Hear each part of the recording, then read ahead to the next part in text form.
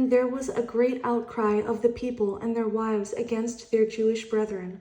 For there were those who said, "We, our sons and our daughters, are many. Therefore let us get grain, that we may eat and live." There were also some who said, "We have mortgaged our lands and vineyards and houses, that we might buy grain because of the famine." There were also those who said, "We have borrowed money for the king's tax on our lands and vineyards. Yet now our flesh is as the flesh of our brethren, our children as their children. And indeed we are forcing our sons and our daughters to be slaves, and some of our daughters have been brought into slavery. It is not in our power to redeem them, for other men have our lands and vineyards." And I became very angry when I heard their outcry and these words. After serious thought, I rebuked the nobles and rulers and said to them, "Each of you is exacting usury from his brother." So I called a great assembly against them. And I said to them, "According to our ability, we have redeemed our Jewish brethren who were sold to the nations. Now indeed, will you even sell your brethren, or should they be sold to us? Or should they be sold to us?" Then they were silenced and found nothing to say. Then I said, What you are doing is not good.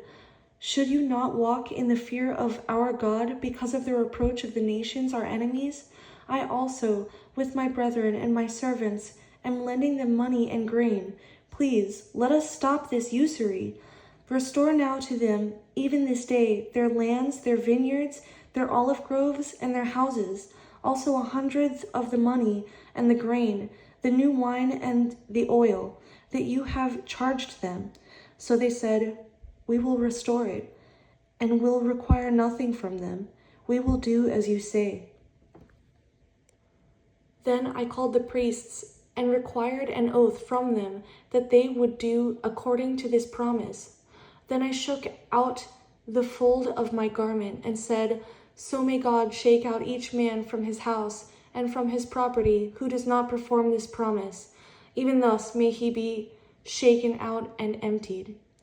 And all the assembly said, "Amen," and praised the Lord. Then the people did according to this promise.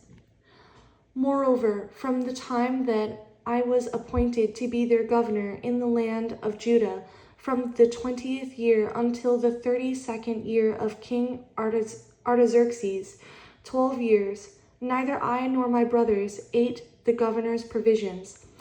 But the former governors who were before me laid burdens on the people and took from them bread and wine, besides 40 shekels of silver.